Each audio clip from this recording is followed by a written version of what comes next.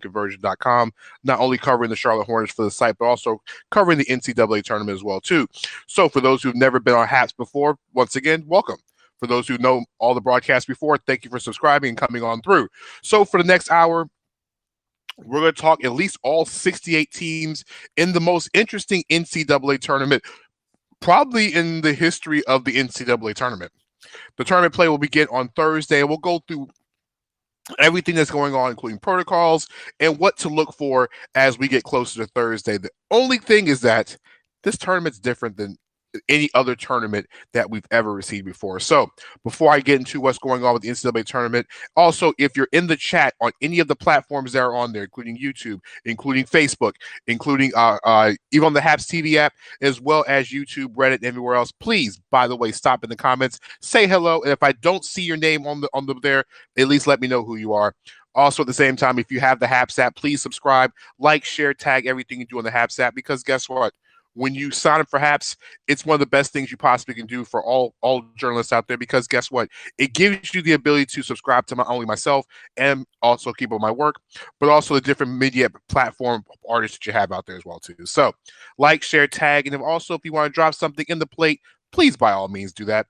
Like my main man, Cortland Griffin, saying hello from Nashville, as well as my main man, Mike Patton, always chiming in from the city of Nashville as well, too. So 68 teams are getting ready to start the journey. Well, normally you say the journey to Indianapolis. Well, this journey is going to start in Indianapolis and it's going to end down in downtown Indianapolis. 68 teams will enter. One will walk away, cutting down the nets in Lucas Oil Stadium for the national championship in about approximately 4 weeks from now. It's going to be, actually 3 weeks from now, it's going to be hectic.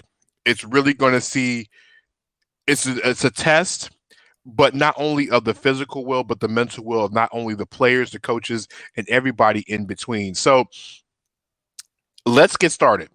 Well, Mike Patton made a great comment in the chat. Duke and Kentucky walk into a bar, and guess what? They'll both be watching the NCAA tournament from the bar as well, too.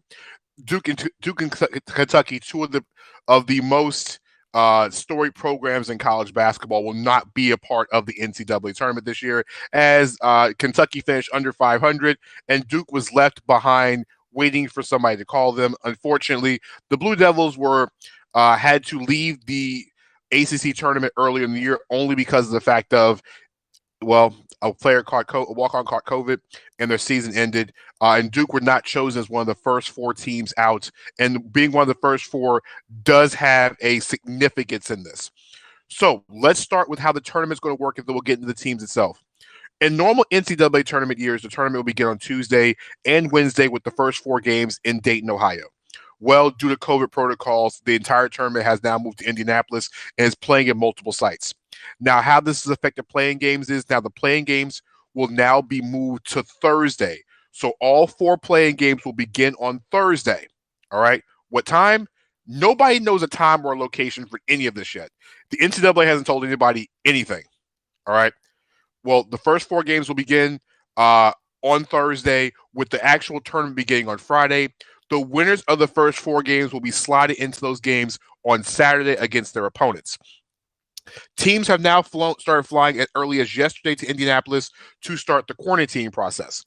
Let me explain how the quarantine process works, because how quarantine's working is when a team arrives, every player has to pass at least 2 COVID tests before the team is eligible to practice. If there is a situation where a team has a player test positive for COVID or has to be sent home, it has to be done before Tuesday. So there are 4 teams that are waiting in wings, and they go in order of who goes where, in order. So if a team does get pulled out, they'll be replaced. But there's another caveat to this. Yes, there are 4 teams waiting in the wings, but those 4 teams are waiting in the wings for a team that is from a conference that has 2 berths in the NCAA tournament.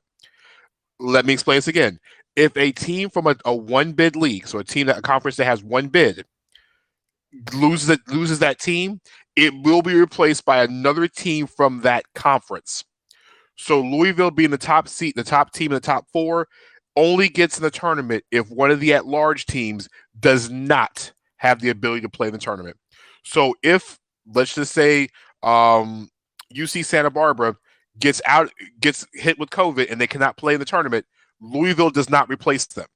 It'll be somebody from the Big West Conference that will go into their slot. All right. Teams have to be pulled out of the tournament by Tuesday.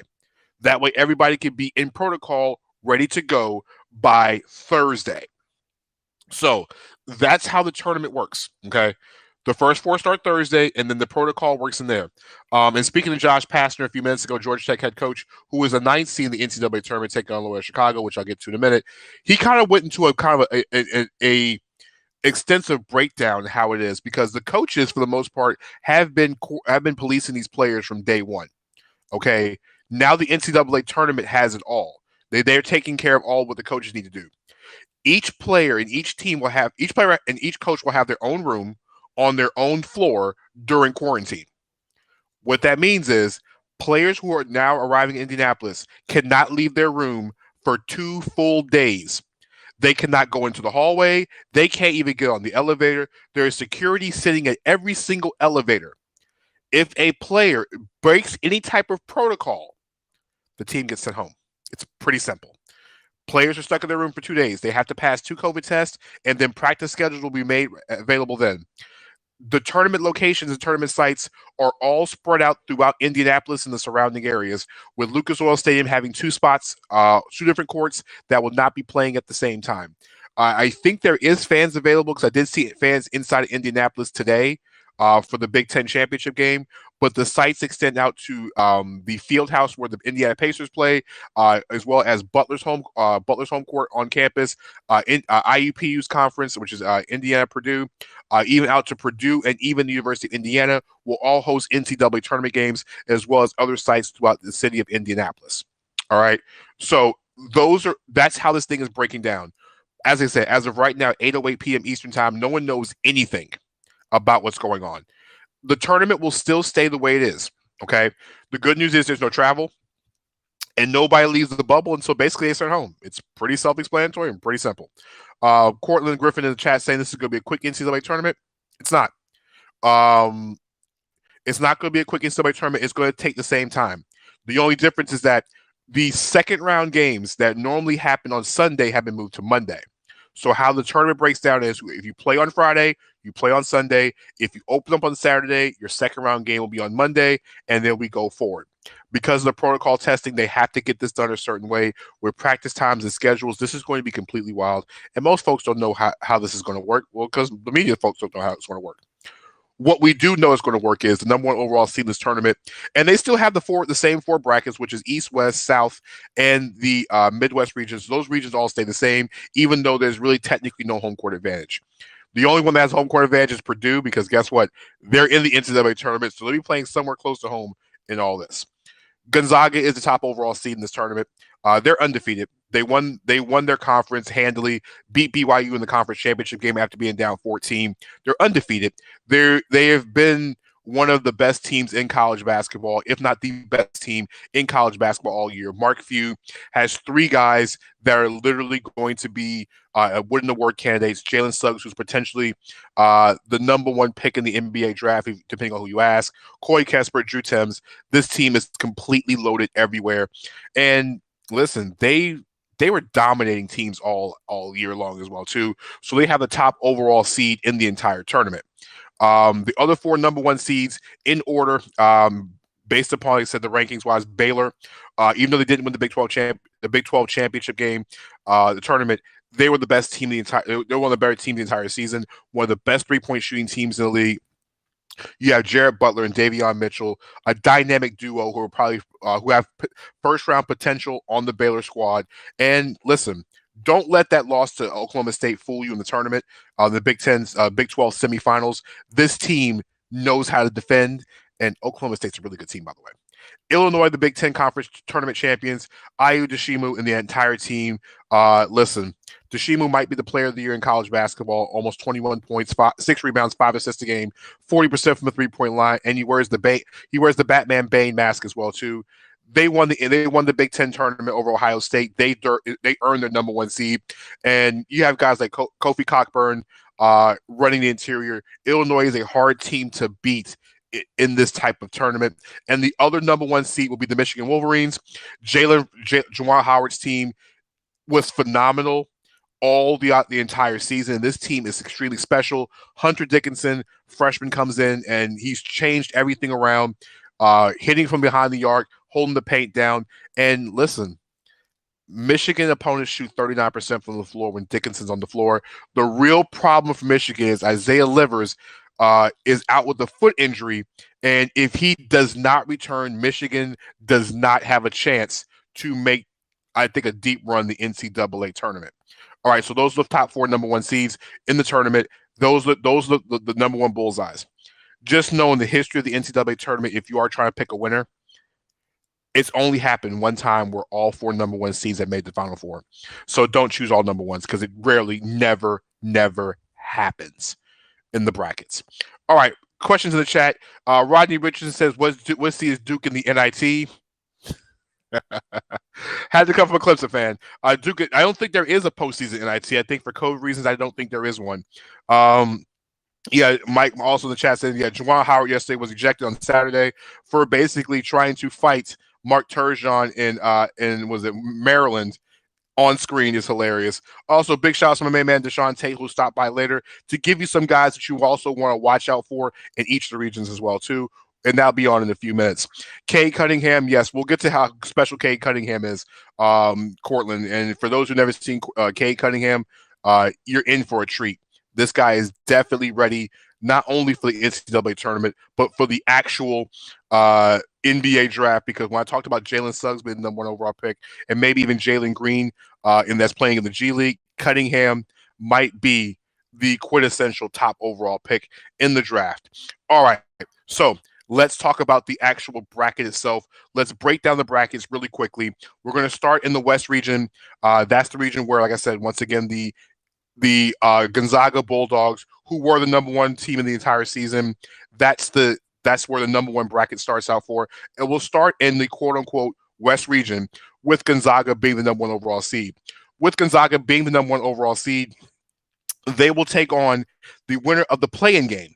Now, like I said, there's two playing games involving two matchups of 11 seeds, and also two teams that are involving the 16 seeds in the tournament. So Gonzaga will draw the winner, and they play on Saturday. Gonzaga will take on the winner of Norfolk State and Appalachian State. Appalachian State's one of these teams in the tournament that hasn't been there, and I can't even tell you when. I think I was in high school the last time the Mountaineers made the tournament.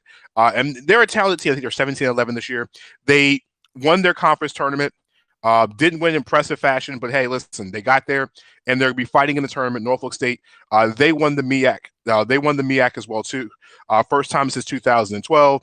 Devontae Carter is a big-time scorer, right around 16 points a game. And remember, this is the same team that a couple years ago kind of reminds you of that team that had Kyle O'Quinn and company that made a deep run in the NCAA tournament. Like I said, Appalachian State, Michael Almancy was phenomenal in the conference tournament, almost 22 points a game, and knocked down 21 three-pointers in the tournament as well, too. So that will be Gonzaga's matchup. I don't expect Gonzaga to even be touched in that first-round matchup. 8-9 matchup out in that region. Oklahoma takes on Missouri in a battle of what used to be Big 8 teams. Missouri from the SEC, Oklahoma from the Big 10, or the Big 12. The 5-12. Hold on one second. The 5-12 matchup, you have the Creighton Blue Jays at the 5 seed who lost to Georgetown in the conference tournament, Big East tournament, taking on UC Santa Barbara, and the 4 seed Virginia, who was held out of the ACC tournament due to COVID after winning on a buzzer beater, takes on the Ohio Bobcats in the upper part of the bracket. Lower part of that bracket, you have the 6-11 matchup, which is USC coming from the Pac-12, taking on the winner of Wichita State and Drake. Drake won 25 games in the regular season, by the way. The 3-14 matchup is the Kansas Jayhawks, also a team that could not finish their conference tournament due to COVID, taking on the Eastern Washington Eagles, with Oregon and VCU and the 7-10 matchup, and Iowa and Grand Canyon. And yes, I did say Grand Canyon, Bryce Drew's led team, will be the 15th seed in that region. So let's start in that region as well. Let's start with the breakdown of that region and what to expect from the West region in the opening bracket. All right, so everybody knows how good Gonzaga has been all year. Oklahoma and Missouri is a game that's going to be I think it's going to be a kind of a contrast in styles. Oklahoma is a team that can score, then they do it from the inside, the outside. Austin Reeves on the perimeter is really, really good, and Brady Manick is a 6'9", kind of a stretch four who can get out to the 3-point line. And then you have Missouri, a team that's from the SEC this year, and they're not a typical SEC team. They beat Alabama early in the year, which is one of their better wins of the year, but they have struggled in getting into the NCAA tournament, losing 3 of their final 9 games, and in most of those losses, giving up over 80 points a game. Quanzo Martin's team can somehow find what got them there in the early part of the season with a team that had beaten Oregon, Wichita State, and Illinois earlier in the season. If they can find that consistency that got them over the hump early, that got them those wins early in the season, they might be able to give Oklahoma a little bit of trouble in that opening round. 5-12 matchup in that region. Once again, like I said, the 5-12 matchup, you're looking at the Creighton Blue Jays. Now, Creighton was really good at the beginning of the first part of the season, and they've ran into some problems. We all know about the Greg McDermott situation off the court. He's back coaching behind that, and that's completely a different topic for a different day. But Marcus Zegarowski has been one of the best players that no one talks about across the country. Almost 16 points, almost 41% from behind the arc. This team is a team that does a lot of ball movement and gets it to different players. They actually do. They're very well coached, and also they spread the ball around very well. But the last impression we saw of Creighton was Georgetown blowing the doors off of them in the Big East championship game. Now they take on the 12th seeded team in that region, which is UC Santa Barbara, a team that does run up and down the court. But the problem is they turn the ball over a lot. They turn over the ball at an extremely high rate. Even though they score very well in transition, they turn the ball almost over 20% on the offensive turnover rate this season. But the Gauchos have not lost a game. Have only lost 1 game since the calendar turn. 4-13 matchup. Like I said, Virginia kind of got the short end of the stick with the 4 seed, because if they would have gotten a deep run in the NCAA tournament, they would not have gotten a 4 seed. Virginia is defending national champion in the NCAA tournament because they won the tournament 2 years ago. Sam Hauser has been really, really good this year. Jay Huff is an outstanding defensive presence in the paint. Had 4 blocks in his last ACC tournament game, including 2.5 blocks a game during the regular season. Tony Bennett's team plays defense, and they knock down 3-point shots. They don't score 100 points a game. They're going to beat the crap out of you everywhere. Virginia is a team that will wear you down all over the court, and this is a team that Tony Bennett likes to have, and this team is a team that potentially can make a deep run in the tournament. On the Ohio side of things, Jason Preston leads this team for Jeff Bowles, is one of the best point guards in the country, if not the point guard no one talks about in the entire country.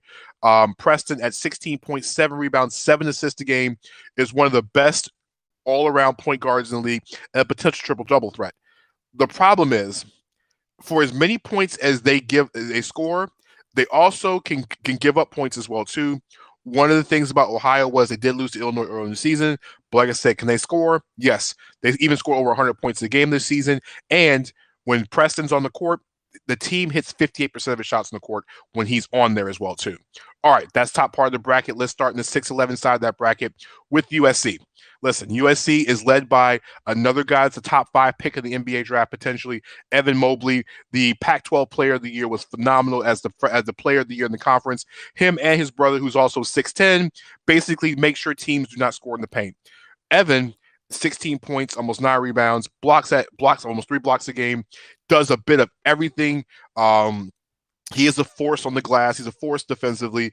Like I said, Isaiah Mobley is much more of a defensive presence in for USC. If they can slow the game down, you're going to have to force your way to try to score in the paint. Not exactly the best proposition. Wichita State is in the tournament as an 11 seed. Listen, if Wichita State wouldn't have lost in the conference championship game, they would not be in this elimination situation. They wouldn't have. When Greg Marshall left, Isaac Brown won the conference coach of the year as an interim head coach. Tyson Etienne is a guy you want to watch Wichita State in the game. And also they're taking on the Drake Bulldogs. Listen, Drake was 18-0 to start the season, and then next thing you know, Shaquan Hemphill breaks his foot, and they kind of struggled down the stretch by winning 7 of their last 11 games. They do have 25 wins this season, all right? But without Hemp Hill and potentially Roman Penn with broken feet, that's kind of a hard proposition for Drake to even win this game. But don't forget, uh, they are not as deep as they can, but Hemp Hill could return for the tournament. If he is available, Drake's a much better team in a much more formidable opponent for Wichita State. Third seed Kansas. Listen, this is not a Kansas team that has any type of NBA lottery picks. This team, this is just a very, very well put together Kansas team that's very balanced. The Jayhawks are just finding itself and finding its way. David McCormack has really been scoring a lot the basketball, almost 17 points a game in the last 5 or 6 games. And the problem was he was out due to COVID. Kansas had a test positive during the tournament. Hopefully they'll get everybody together because if Kansas is, they might can get to the Sweet 16 with the run they have. Kansas' opponent in the first round is Eastern Washington. The Eagles are a team that comes from one of the smaller conferences. I think was the Big Sky, excuse me. They started off slow this year, but Tanner Groves turned everything around, and Eastern Washington's lost one game since the middle of January. Groves, a 6'9" center, is the guy that goes inside, outside, can knock down his three-pointer shots. But the problem is when he's not on the floor, Eastern Washington struggles to score the basketball. That's the problem. Groves has issues with fouls, and he gets in foul trouble very easy. He's fouled out in 4 games this year, and he's got himself in foul trouble in many other games. Eastern Washington, if they're going to have any type of chance of beating Kansas, he has to be on the floor. Oregon and VCU, listen, anytime VCU's in a tournament, no matter who the coach is, VCU always makes things interesting. Nashawn Highland, the A-10 player of the year, is putting up numbers. He scores the basketball, hits a lot of three-pointers. And listen, VCU wasn't on the bubble. I thought they might have been a team that could have been a bubble, but they finished the regular season winning 7 of their final 9 games. And like any other VCU team, they forced turnovers. They're a top 10 team defensively in college basketball, taking on an Oregon squad that missed a lot of their key players and now are just trying to get everybody back.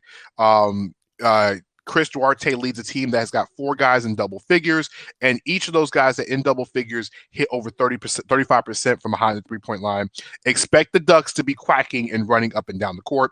And that leaves in that region the second-seeded team, which is the Iowa Hawkeyes. Listen, led by Luke Garza, who is the best big man in college basketball, 24 points, 9 rebounds a game, does anything and everything that you want him to do.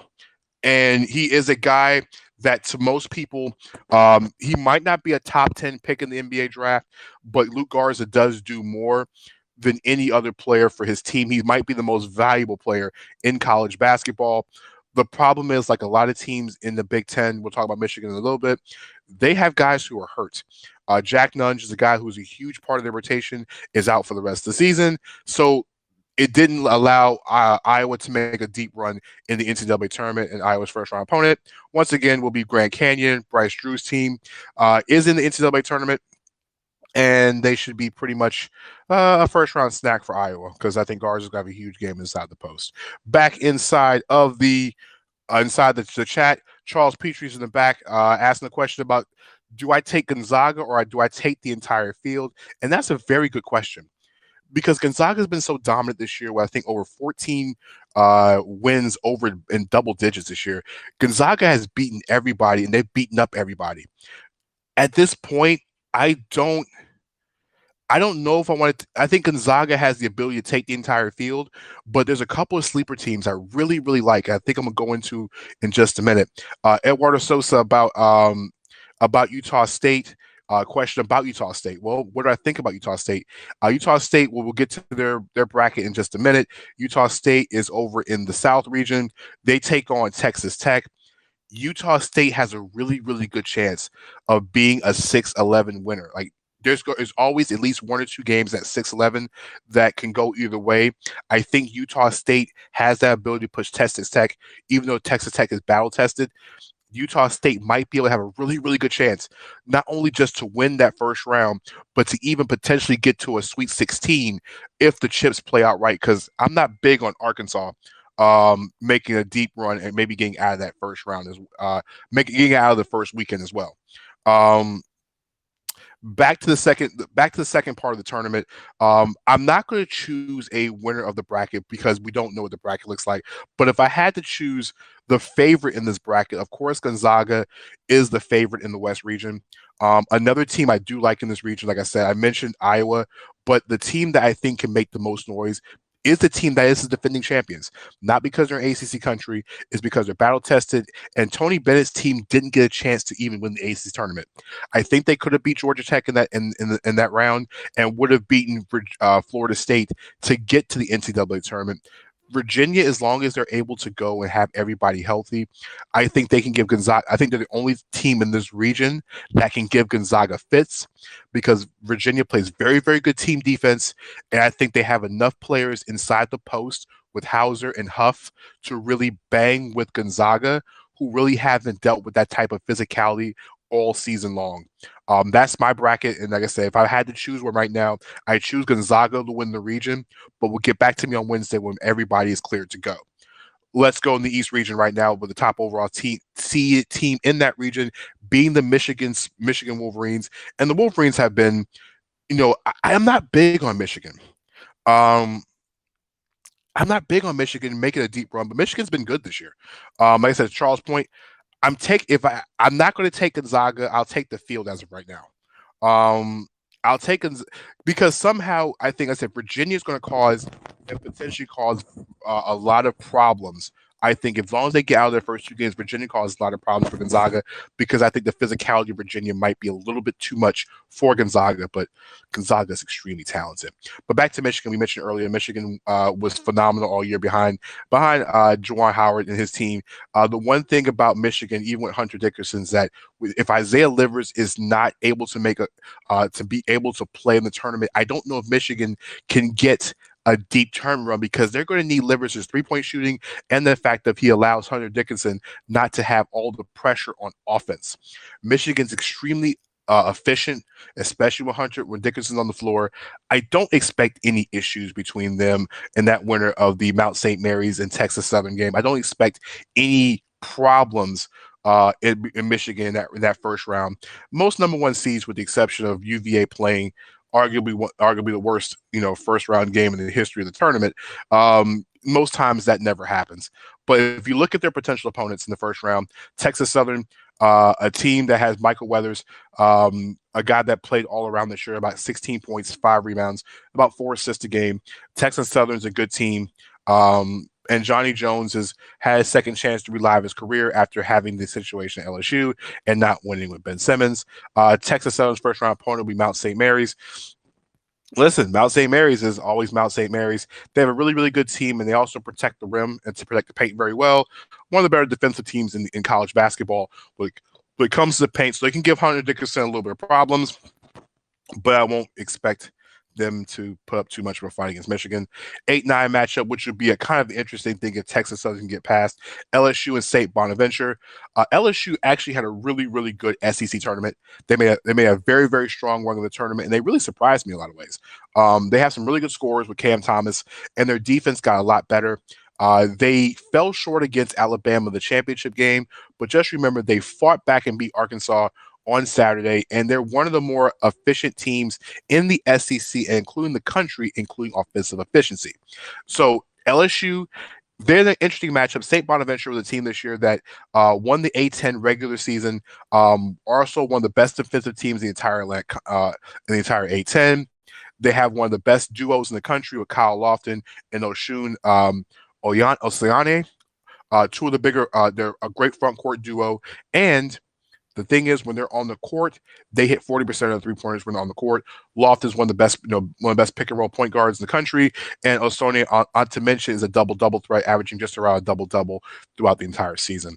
5-12 matchup, you have Colorado taking on the Georgetown Hoyas. Colorado fell short in the Pac-12 championship game, getting to the very end before losing to Oregon State, taking on a Georgetown team. Listen, if you would have had Georgetown win the Big Ten, the Big East tournament a week ago and put $10 on it, you would have won $800. This is arguably the team with the worst record going into the NCAA tournament in the Big East history. Georgetown as a 12 seed. Listen, they're really shocking people. Georgetown found defense, found a way to turn it to another level, and not only did they beat Villanova, they punched Creighton in the face in that championship game. Now I'm not sure what Patrick Ewing has left up his sleeve, but if anybody can beat Colorado, and Colorado's got some really, really good talented players, um, led by one of the best players in the Pac-12 and McKinley Wright the fourth, it's Georgetown. Listen, we've written out Georgetown all year anyway. Why not do it again right now by writing them off again in that 5-12 matchup? 4-13 matchup, you got Florida State, who fell short in the ACC championship game, taking on UNC Greensboro. Florida State with a whole bunch of NBA talent. Scotty Barnes, who's probably, he was the sixth man of the year, is expected to be a lottery pick. They have MJ Wright. MJ Wright. They have a bunch of good players on that team. And Leonard Hamilton, I think, defensively has his team ready. Don't look at what happened last night against Georgia Tech. Georgia Tech's one of the best defensive teams in the country. So overlook those 24 turnovers, or MJ Walker, excuse me. To overlook those 24 turnovers because 15 of those were steals by Georgia Tech in the game with a whole bunch of deflections. UNC Greensboro, hey, listen, anything can happen in the NCAA tournament, and don't think that UNC Greensboro is going to be a team that's going to get knocked out really easy. One thing about UNC Greensboro in this roster is the fact of, if it's always been a team that no one pays attention to, and a guy that always scores points, and a guy like Isaiah Miller from UNC Greensboro, a guy you might want to watch for fun factor, can do it. Miller has scored 24 or more points 8 times this season and scores at a high level. And also he forced turnovers at almost close to 3 steals a game by himself. Sometimes in the NCAA tournament, one guy can lead a team to victory. I'm not saying in this one, Florida State's going to have to find ways to stop him perimeterally, but Isaiah Miller can he can do a lot of damage in the NCAA tournament in one game. Isaiah Miller's a really, really talented player. Mid-major guy is going to be a force to watch in the tournament. In the 6-11 side of the bracket, you got BYU and taking on the winner of Michigan State and UCLA, which is one of the first 4 games. Michigan State coming into the tournament, I was surprised that the Spartans are in the 11th seed spot. Listen, Michigan State beat a whole bunch of good teams this year. And yes, they did lose their share of games. But in the last, month of the year, they knocked off 2 number 1s and a number 2 seed in the NCAA tournament. They beat Illinois, Michigan, and Ohio State in the last month. Tom Izzo's team has a really, really good track record in the month of March. He's won a national championship won a national championship, and he's one of the best coaches in the country. Wish they had a little bit more on the offensive side, but they're a blue-collar team, and they like to grind out victories. On the other hand, their opponent in the first round is UCLA. Mick Cronin's team finished up Pac-12 play. They started Pac-12 play at 8-0, but finished at 13-6. I didn't really think they were going to be a team that was going to make a big run in the tournament. I was surprised they were also on this 11 line. I thought they were more like maybe a 9 or a 10. They have Johnny Juong, who's transferred from Kentucky, giving them 14 points a game, and the Bruins shoot a lot of 3-pointers. So this should be an interesting game. Michigan State grinds it, and UCLA shoots it.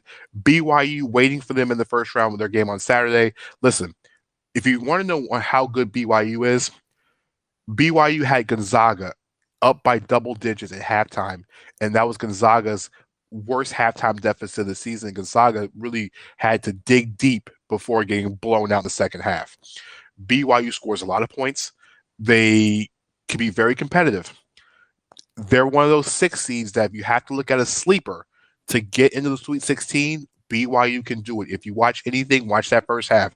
Please avoid the second half of that Gonzaga game because it shows why Gonzaga is that good. 3-14 matchup is Texas, who won the Big 12 championship, taking on Aberdeen Christian.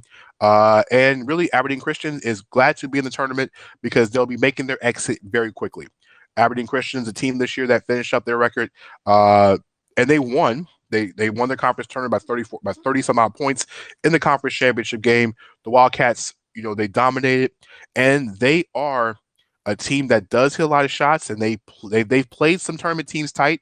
They lost by double digits to Arkansas, and they forced Texas Tech to a 7-point game. They do run a lot of type of pressing, switching type of defense, and they force a lot of turnovers for opponents. The problem is they're taking on a Texas team that's playing at an all-time high. Remember, Shaka Smart's team was a top five team earlier on the season, and they went through. And after having some struggles, they won the Big 12 championship tournament. Matt Coleman had a phenomenal championship game. I think he had 30 in the championship game, and with Greg Brown manning the front line, Texas is the sleeper team to make the Final Four. That's not a number one seed, and on top of that, they use a combination of good defense and good offense. I think they might be the best overall team, top to bottom, when it comes to not being in that top 7 or 8 that people talk about in the country. 7-10 matchup, Connecticut taking on Maryland. Listen, this has been a great game a couple years ago, but this is a game that's going to be a great game in the tournament. Maryland's a 10 seed, led by Aaron Wiggins, had a very, very high rating offensively all season, but it just seems weird that Maryland's in the Big 10. It's weird to see Maryland in the Big 10. It really is. Just really, I don't know, it just kind of irks me. But Maryland's a very, very good team. They play in one of the best conferences, if not the best conference in college basketball this year, and they do very well play defense. I'm just not sure how that's going to be against UConn, who has one of the best scorers in the country, James Boatnight. The problem was he went down against DePaul in the first round, didn't return, and because he had cramps, he'd been hurt earlier in the season. And they just started finding his stride before he hurt again. But remember, if he's on the court, he's good for 20 points a game easily. Second seed in that region will be Alabama taking on Iona. Alabama won the SEC championship. John Petty is one of the best players, if not one of the best players in the SEC. And I think he's one of the top 25 players in college basketball. Taking on Iona and Rick Pitino, who's the first coach in the history of college basketball to have led 5 teams into the NCAA tournament, 5 different teams into the NCAA tournament. So that's going to be interesting. Alabama has they won the SEC tournament this year, so I like Alabama. They're a fun team to watch, get up and down defensively. And let's now go back into the chat. All right, so one of the questions is, it's really about teams that make around the tournament. In this region, do you see Texas getting out of the region? Colorado is a team that could be the 5 that goes down.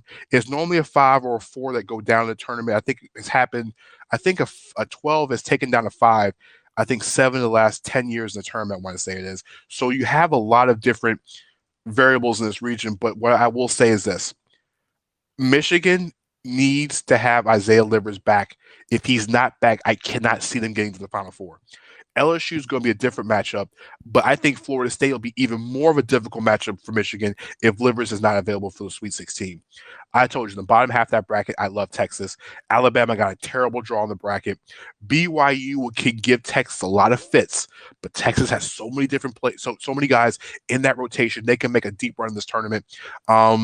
And I like Maryland, actually, in that 10 matchup. They can give Alabama a lot of problems in round 2 if Alabama can somehow get past Iona. I'm not sure about Michigan in this region. Like I said, Michigan is a team with injuries.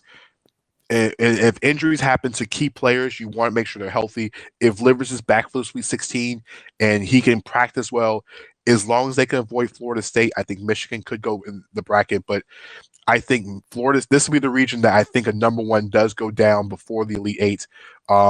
I think Texas or Florida State are my 2 teams in this bracket that can get to the Final Four.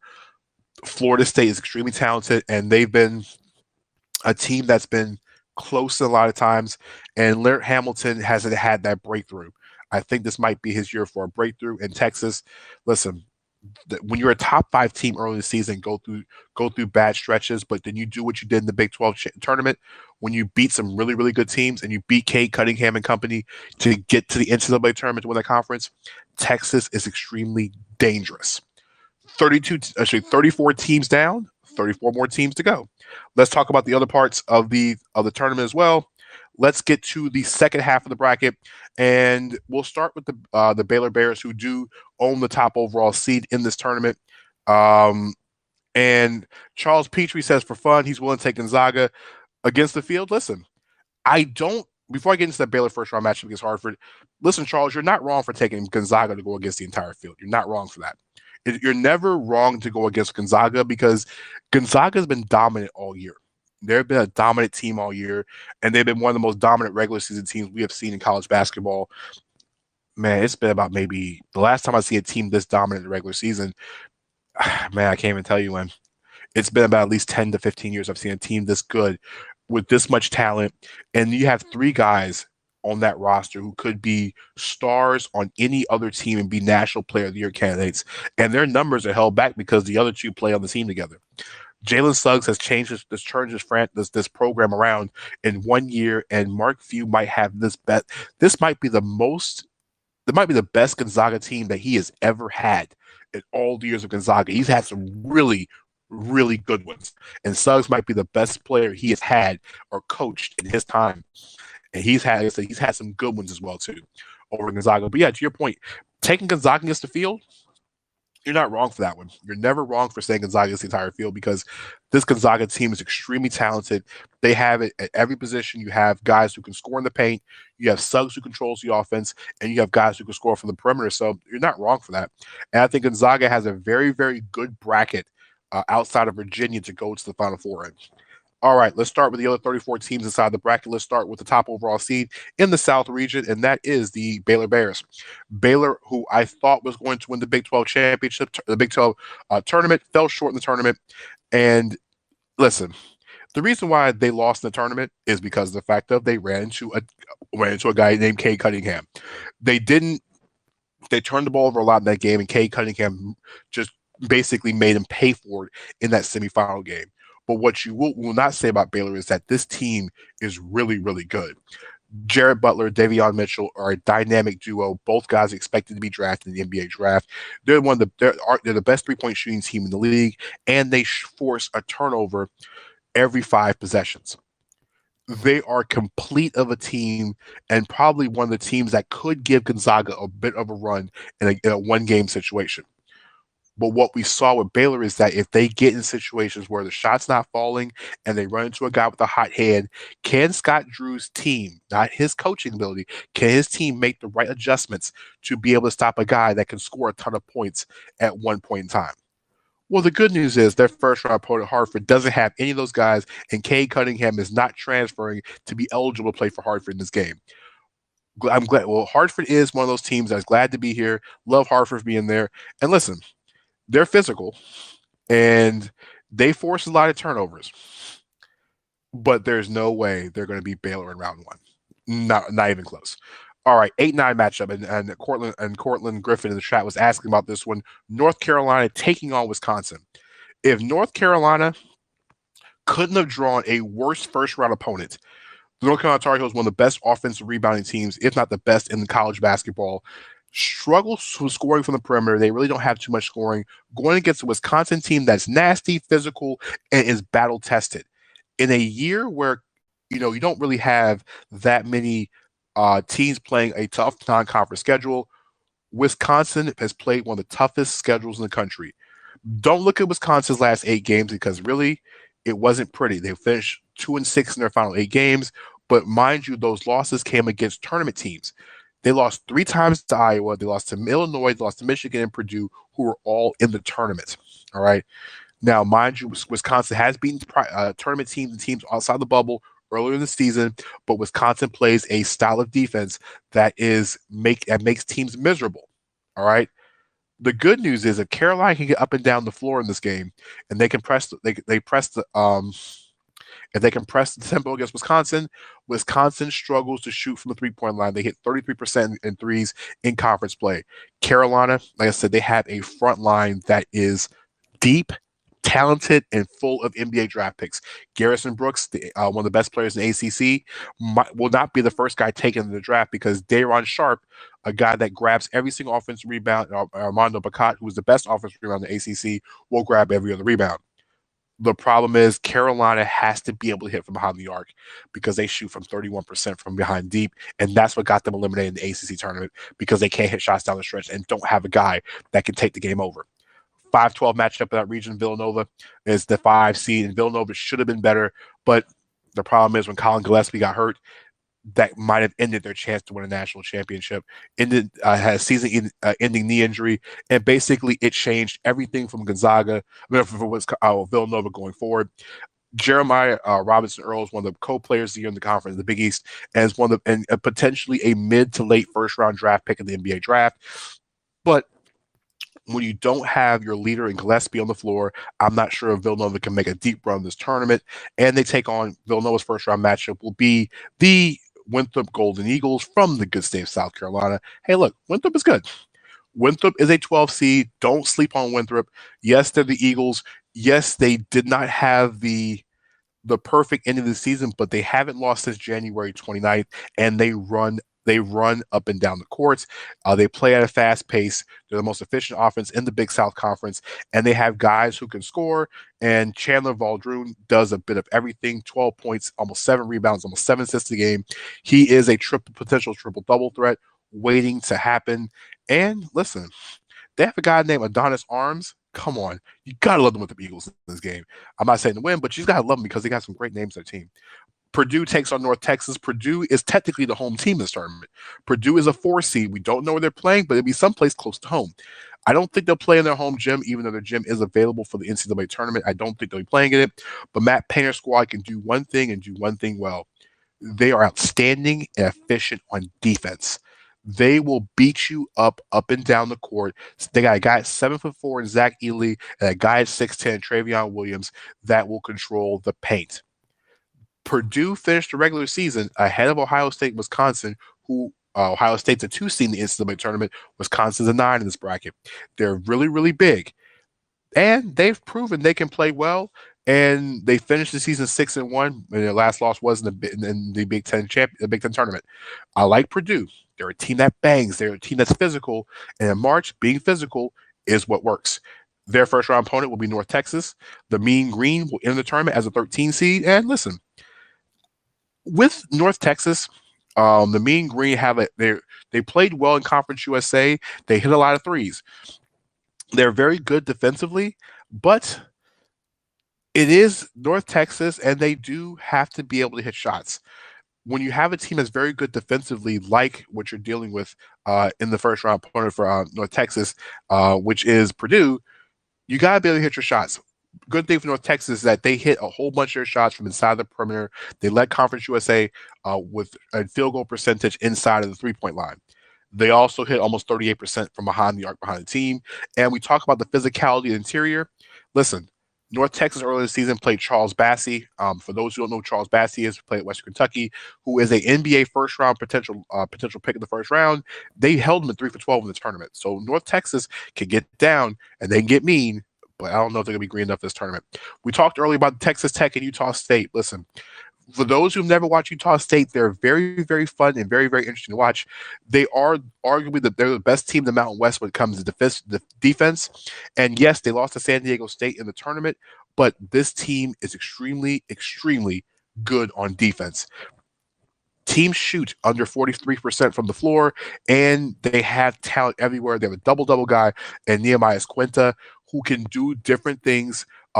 Interior average, I think a double-double, and he also is a guy block shots.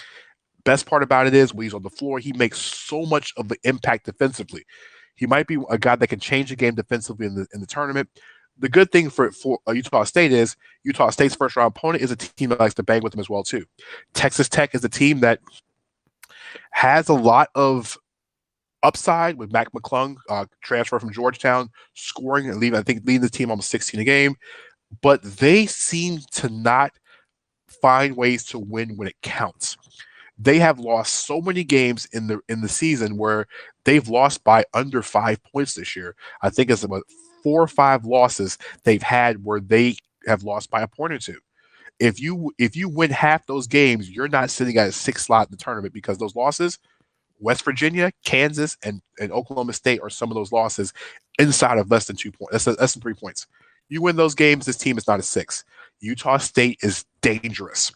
Once again, Utah State is completely dangerous in this tournament. Mark my words, Utah State can really make a run in this tournament. I like Quinta. I had a chance to really watch him over the past week in that conference tournament. He is.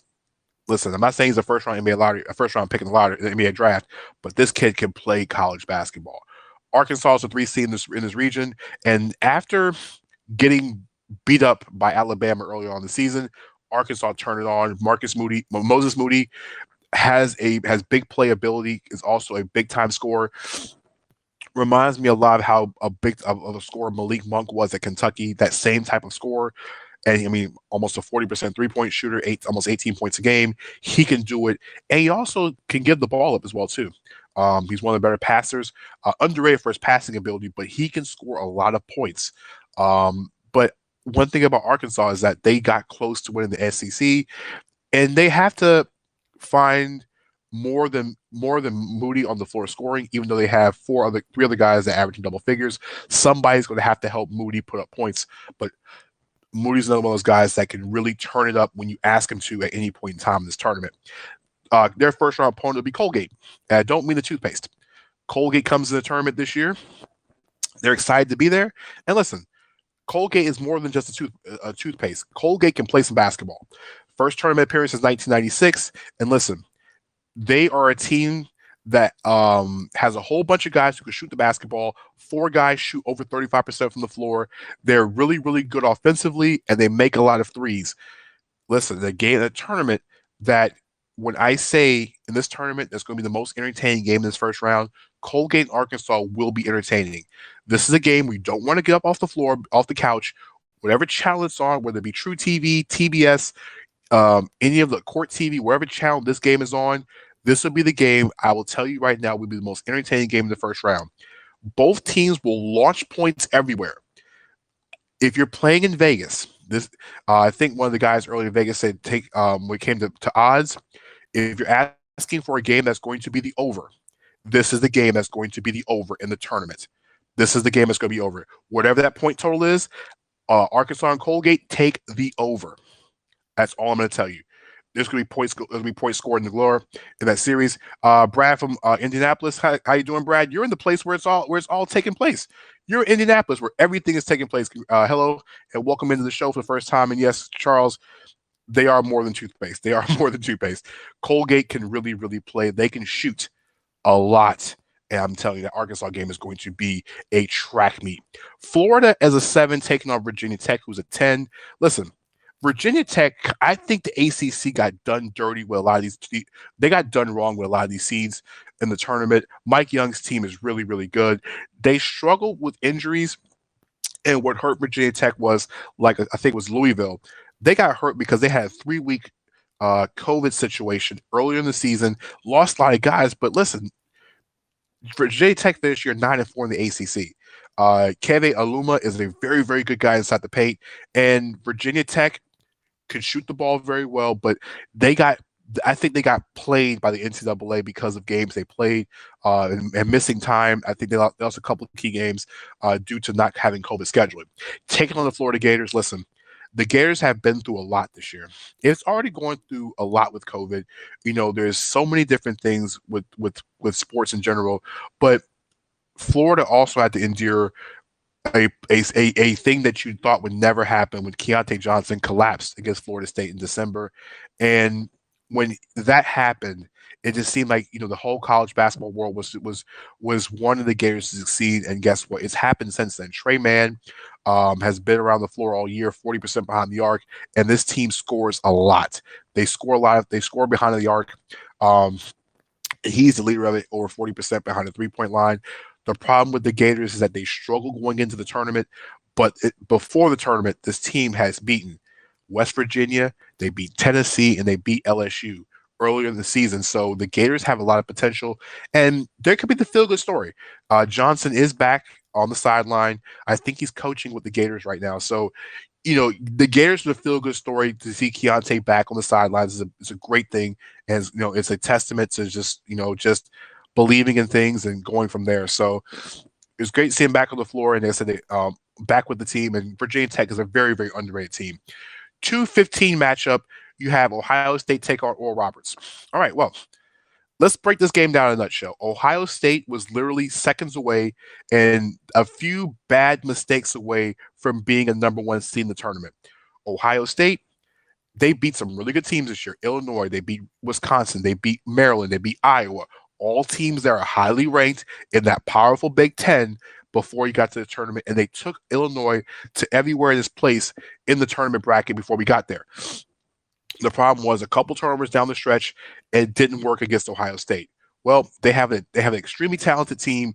Dwayne Washington, EJ Liddell are two of the better scorers in college basketball, and they can do a bunch of things, and they cause a lot of problems for teams. Taking on Oral Roberts, listen, I want to say Oral Roberts is named after the guy that was on the religious figure. Yes, so even though he's not playing, Oral Roberts has a guy named Max Albus who is playing.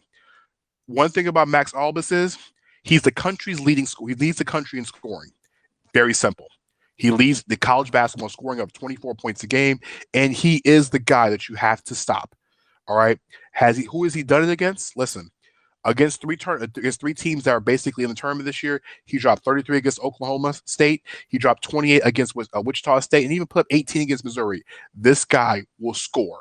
This guy will put buckets on the court. He might even have the most points in this game in the entire tournament. Don't expect him to beat Ohio State, but Albus will put up baskets in this game. All right. Last but not least, let's talk about the bracket itself. Yes, Oral Roberts, Charles. Oral Roberts is in the tournament as well too. So you gotta give Oral Roberts. So when you look at the tournament and you look at where this bracket goes, top to bottom in this bracket, you see Baylor, you see North Carolina, you have some really good Villanova. I like Ohio State. Like I said, I'm not too big on Arkansas. I'm going to score a lot of points. When you break the bracket down, North Carolina, like I said, got a raw deal in this bracket. Wisconsin is really good. It's North Carolina got a raw deal out of all this. I think North Carolina was better than the 8 seed, but they didn't get more than the 8 seed in this tournament. So I'm not a big fan of how they got seeded in the bracket. And to be honest with you, I don't know. I'm not big on how North Carolina. Let's see. Sorry about that. I'm not big on North Carolina getting an 8 in the region, but I don't like their second round matchup. I think they have a terrible matchup against Baylor if they get past the Wisconsin game in the first round in the tournament. Secondly, the other part of the tournament in this bracket that seems to be interesting for me is that when you look at Utah State, I mentioned how Utah State's a dangerous 11. Texas Tech is really good, but I think Utah's a dangerous 11. They match up with pretty much anyone in that second part of the bracket. Ohio State's very physical. Florida can get up and down. Virginia Tech is very good defensively. And if Utah State can get past that track meet in round 2, you really can see Arkansas. You can see maybe Utah State getting to the Sweet 16. I like how Utah State's talent is, and they can give Ohio State or Virginia Tech a lot of problems in the Sweet 16. Final read. Let's take a look at the chat to see who's in there.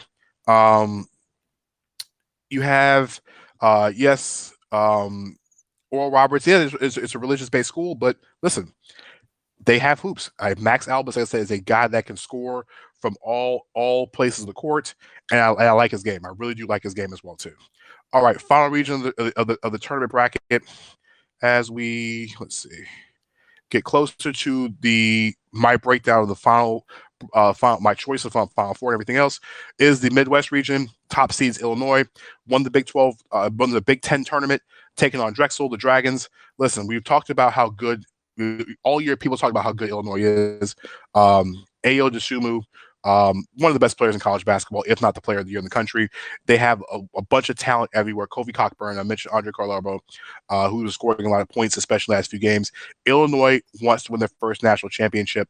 It's been a while. They haven't gotten to the tournament, deep in the tournament since Carolina beat them in 05. This might be the most talented Illinois team they've had in 16 years and their best chance to win a national championship, as long as Dosunmu can just not shoot themselves out of the tournament. First round opponent is Drexel. Listen, Drexel, they score. They hit a lot of threes in their conference tournament, and they have a coach. They have a coach with bloodlines deep in the NBA, which is T.J. Bickerstaff, who's the grandson of Bernie Bickerstaff, one of my favorite people in the league, and is also the nephew of J.B. Bickerstaff. Listen, it's a great Bickerstaff family moment, but I don't know how long that's going to last. All right. 8-9 matchup, Loyola Chicago as the 8 seed. Listen, this is not the same Loyola Chicago team that got to the Sweet 16, but they're just as talented. Taking on the ACC Conference Tournament champions, the Georgia Tech Yellow Jackets. The 8-seeded Chicago team from the Ramblers, led by Cameron Krutlich, who was ironically on the team that was on the Final Four a few years ago, averaging over 15 points a game, the most efficient defense in the country, taking on, guess what, a team that is outstanding defensively.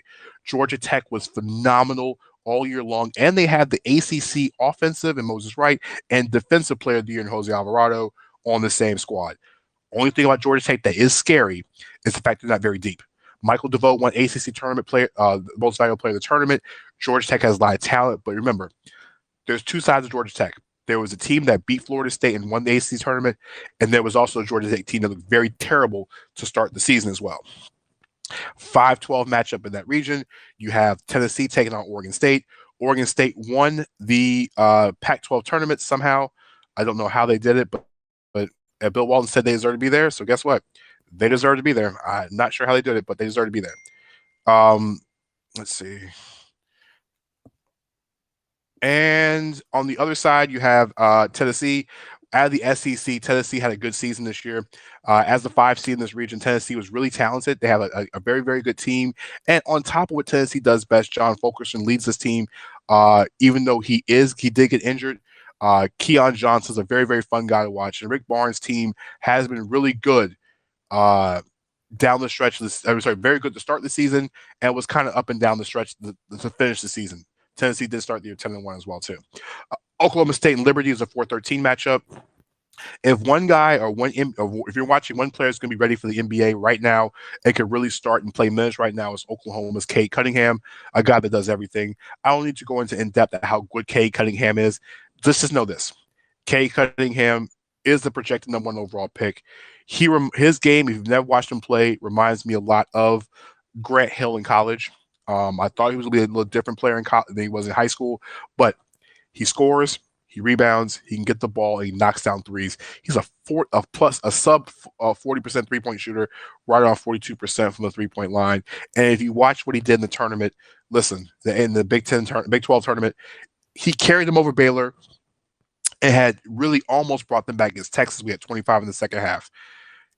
This might be the best time a freshman can go and make a run at a championship.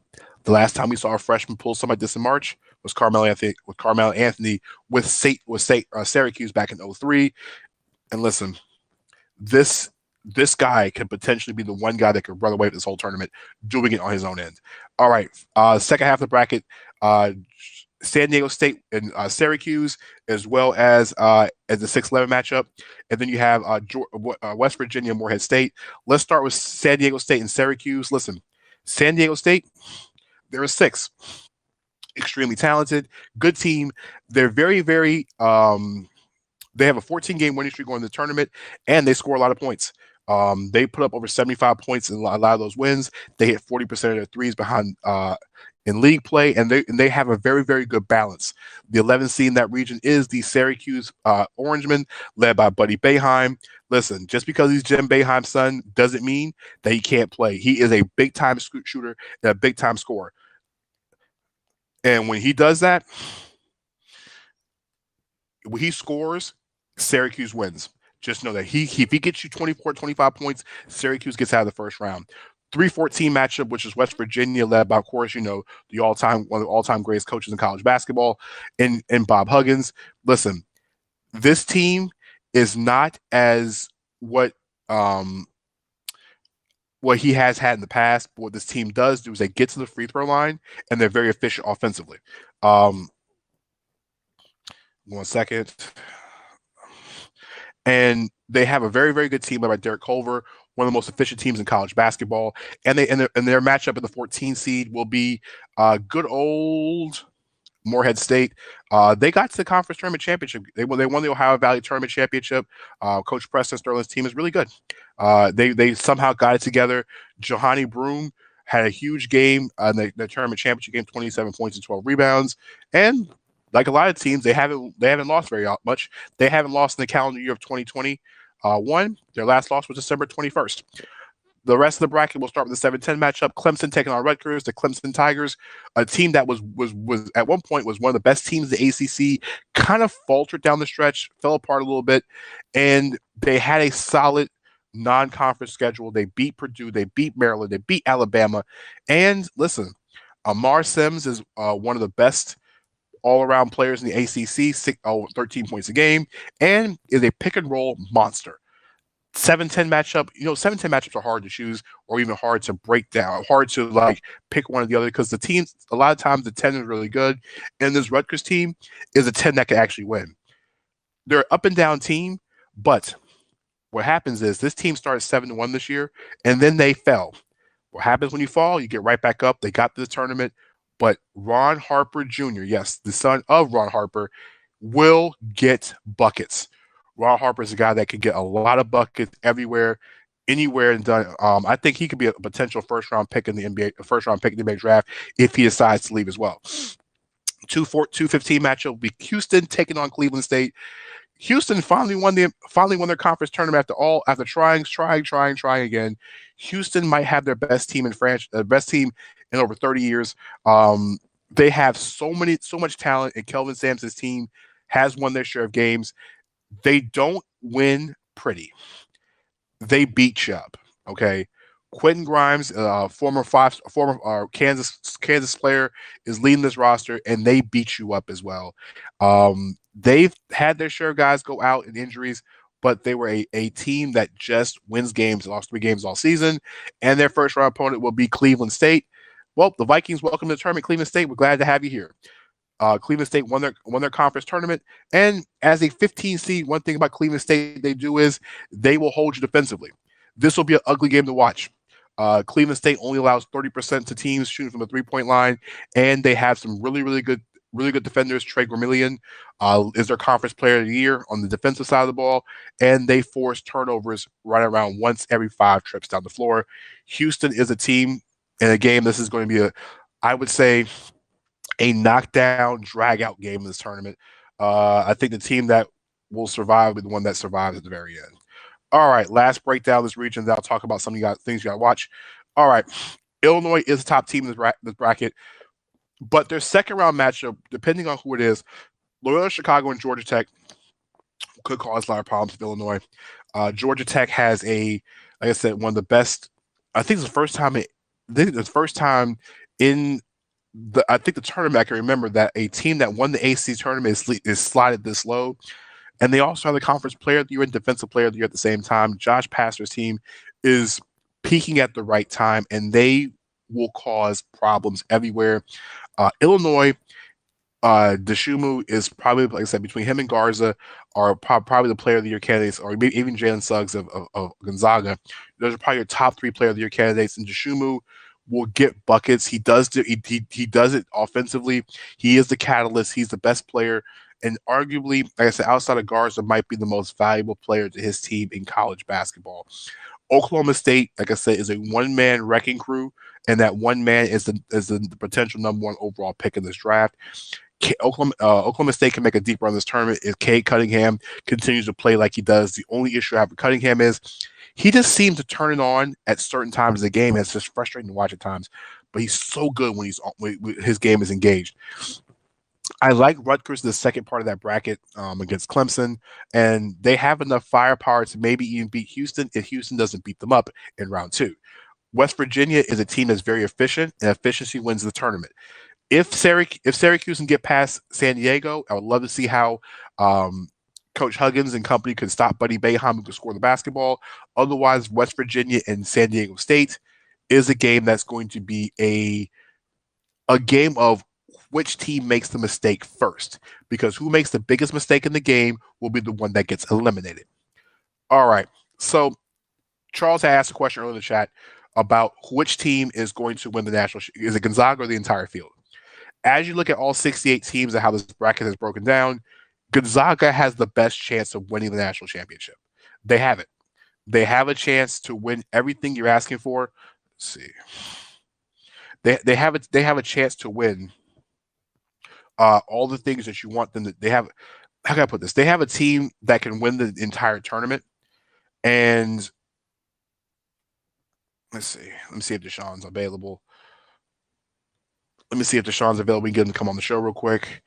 And let's see. We'll see if we can get him on the show. I think Deshaun's will stop by just a second to give us his take. But when it comes to how good Illinois is, how good Gonzaga is compared to the field, The team, when it comes to the other number one that has the best way of making the tournament in the national championship game to maybe even beat Gonzaga, out of the top seeds would be Baylor. Um, take away that conference tournament game against, like I said, against Oklahoma State, which was basically Kate Cunningham willing his team to win. Baylor has been the best team in college basketball, not named Gonzaga all season. The talent they have, two first round NBA picks, and Scott Drew's team is up and down, loaded everywhere. Itself, um, gives Baylor a very, very good edge of the tournament. No, Charles, they didn't win the tournament. He asked a question about Baylor winning their conference tournament. They didn't win the conference tournament. They lost, like I said, once again, they lost to Cade Cunningham, who, like I said, in a one-game situation, Cade Cunningham is probably the most dangerous player in college basketball in a one-game situation, and that's what happened. Cunningham was phenomenal in that game, and it took him down.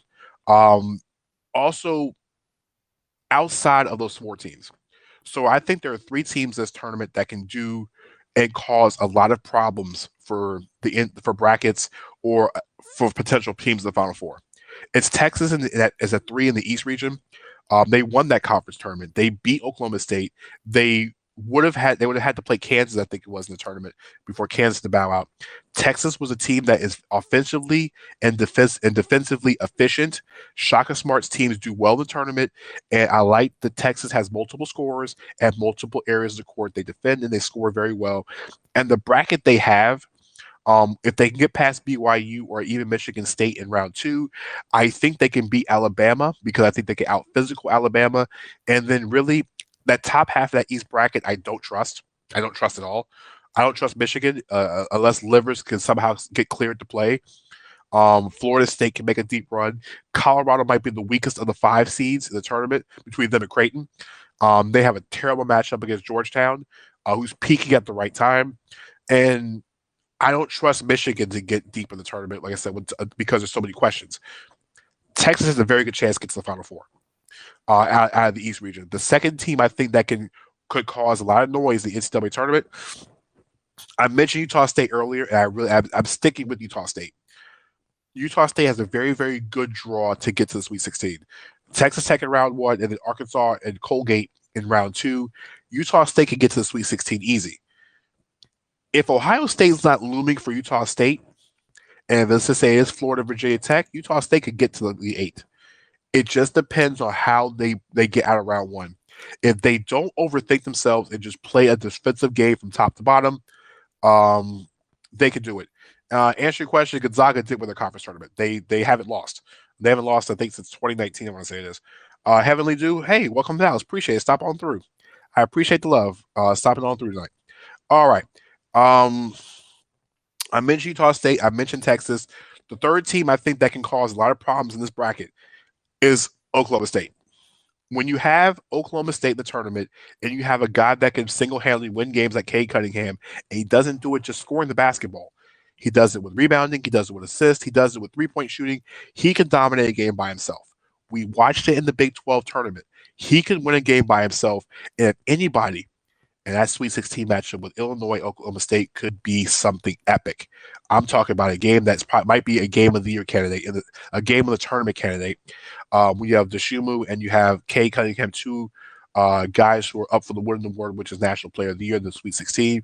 Oklahoma State has a chance to really get to the Elite Eight, and maybe even the Final Four in that Midwest region. So my three teams that can potentially hurt brackets: Utah, Texas, Oklahoma State, and Utah State. Two Pac-12 teams, and Utah State being 11.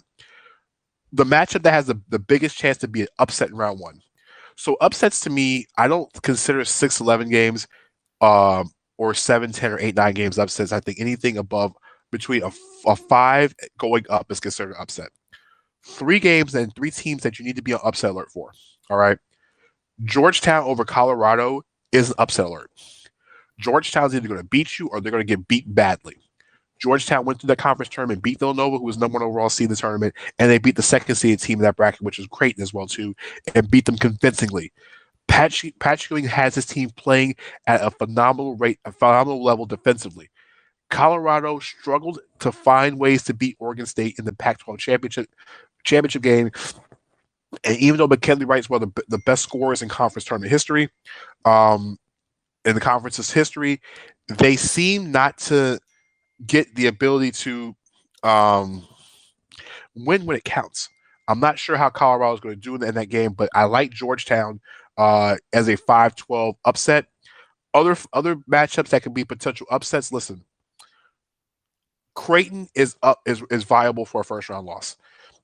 With all the turmoil going on at Creighton this year with Greg McDermott and that team, they have a lot of concerns, a lot of questions. Does his team want to play for him? They said yes, they said no. We don't know what it is. All right. So we don't know what Creighton looks like and how they're going to react to this type of tournament.